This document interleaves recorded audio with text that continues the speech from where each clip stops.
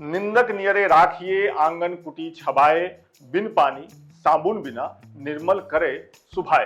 पता नहीं कबीरदास जी ने ये बात क्यों कही थी, लेकिन जब से कही है तभी से निंदक लोग मौके बेमौके इस पंक्ति का दुरुपयोग कर रहे हैं। पत्रकार नेताओं की आलोचना करते हैं, जब सामने से विरोध होता है तो कबीर जी की कही इस बात को आगे कर देते हैं। हालांकि बदलते वक्त में निंदकों की स्थिति भी बदली है। राजनीति को पोस्टर में राजनीति लिखने वाले नेताओं के बारे में बोलना लिखना हमेशा से रिस्की रहा है, लेकिन आजकल कुछ निंदक कहते फिर रहे हैं कि अब ऐसा करने पर घर और दफ्तर में ईडी और सीबीआई दस्तक दे रही है। लेकिन चूंकि ये महीना फागुन का है तो हम ये रिस्क ले रहे हैं।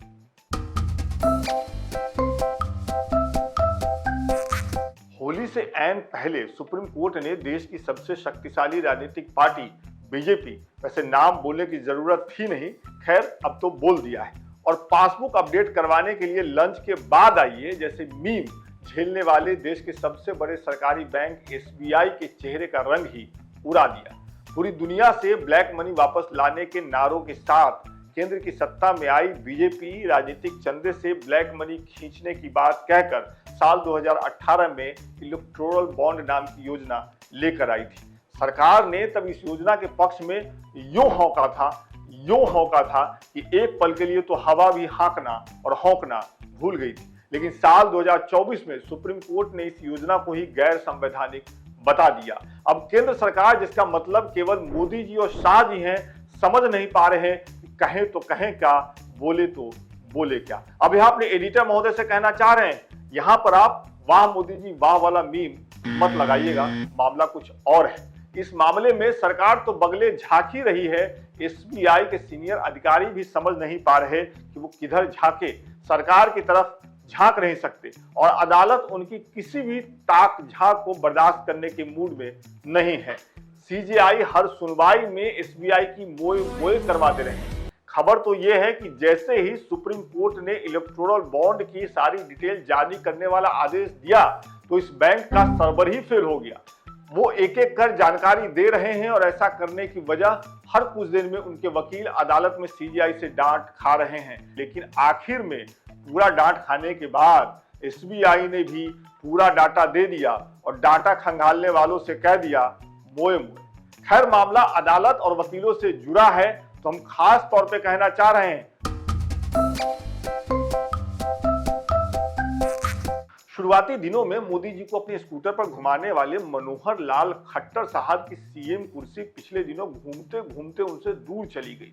अब इस बात का कोई मतलब तो है नहीं कि खट्टर साहब खुद कुर्सी से उतरे या उन्हें किसी ने उतरने के लिए कहा, लेकिन भाई साहब, जब कोई मेट्रो की सीट, बस की सीट खुद नहीं छोड़ता तो ऐसे में मुख्यमंत्री की कुर्सी कोई खुद क्यों छोड़ेगा। लेकिन राजनीति में जिससे कुर्सी छिन जाती है उसे यही कहना पड़ता है कि हम ही छोड़े हैं। ऐसा कहते हुए दिल में खूब तो उठती ही होगी, लेकिन उसे दबाकर बेरहम कैमरों के सामने मुस्कुराना पड़ता है। खट्टर साहब के साथ भी कुछ ऐसा ही हुआ। अब इस होली खट्टर साहब के लिए रंग के वो मायने नहीं होंगे जो पिछले कुछ सालों में रहे होंगे। सत्ता का रंग कुछ और ही होता है साहब। अगर आपको उस रंग की महिमा समझनी हो तो मध्य प्रदेश के पूर्व मुख्यमंत्री शिवराज सिंह चौहान, बिहार के पूर्व उप मुख्यमंत्री तेजस्वी यादव और हरियाणा के पूर्व मुख्यमंत्री मनोहर लाल खट्टर साहब से मिल सकते हैं। इन लोगों के जीवन से ये वाला जो रंग है, सत्ता वाला, अभी कुछ महीनों के भीतर ही उड़ा है, निकला है। वैसे अब खट्टर साहब के पास पूरा समय है, वो अपने खटारा स्कूटर पर घूम सकते हैं। ये अलग बात है कि अब पीछे बैठने के लिए मोदी जी वहां नहीं होंगे, क्योंकि उनके पास बड़ा वाला विमान है और जाने के लिए दुनिया भर है।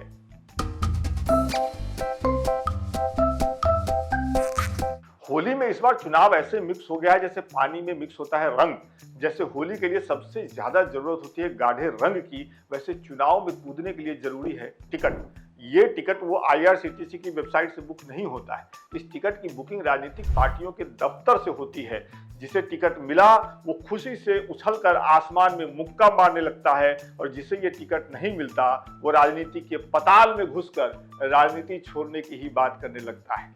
अब वो ये तो कह नहीं सकते कि अपने लिए टिकट नहीं बुक करवाए, जब तक काउंटर पे पहुंचते उससे पहले ही सर्वर फेल हो गया था या दूसरों ने टिकट बुकिंग करवा ली थी, तो ये कहना ही आसान होता है कि राजनीति छोड़ रहे हैं, अब अपना मेडिकल का प्रैक्टिस चलाएंगे, उसी पर ध्यान देंगे।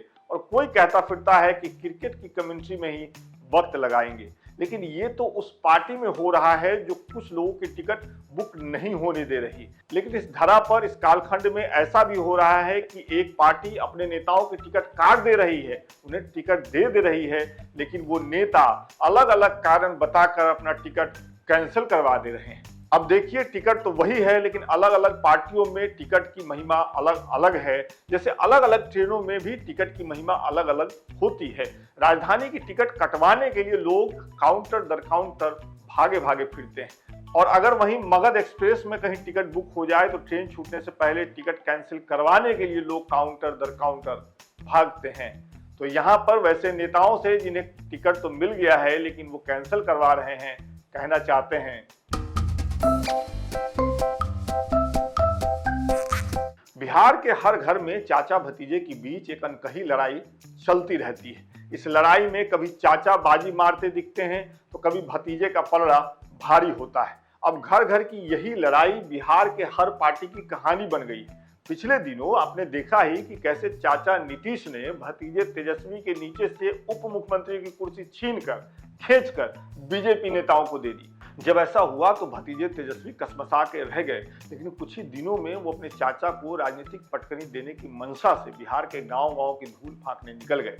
जब पूरे बिहार से घूम घाम के पटना लौटे तो अपने पापा, भाई, माई और बहन के साथ मंच पर बैठे। वैसे इस मंच पर दूसरी पार्टी के कुछ नेता भी मौजूद थे। ऐसा नहीं है कि केवल तेजस्वी का परिवार ही था, हम उन पर परिवारवाद का आरोप नहीं लगा रहे हैं। वैसे मौका होली का है। अब इस लड़ाई में तो आपने देखा कि कैसे चाचा ने भतीजे को राजनीतिक पछाड़ दे दिया, लेकिन भाई साहब बिहार में एक दूसरे चाचा भतीजे के बीच में भी लड़ाई चल रही है, और इस लड़ाई में भतीजे ने अपने चाचा के सर से झोपड़ी ही खींच ली।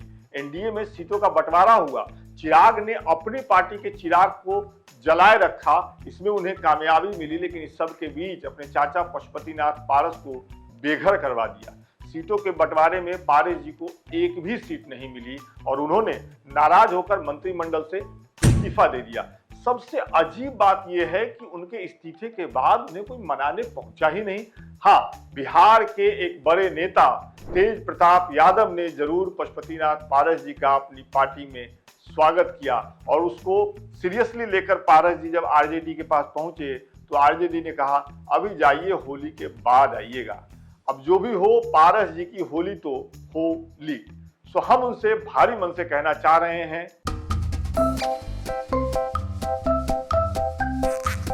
आखिर में कुछ कहने का मन तो दिल्ली के मुख्यमंत्री अरविंद केजरीवाल के बारे में भी है, लेकिन अब क्या ही कहें। होली से ठीक पहले केजरीवाल जी को ईडी उठाकर जेल ले गई है।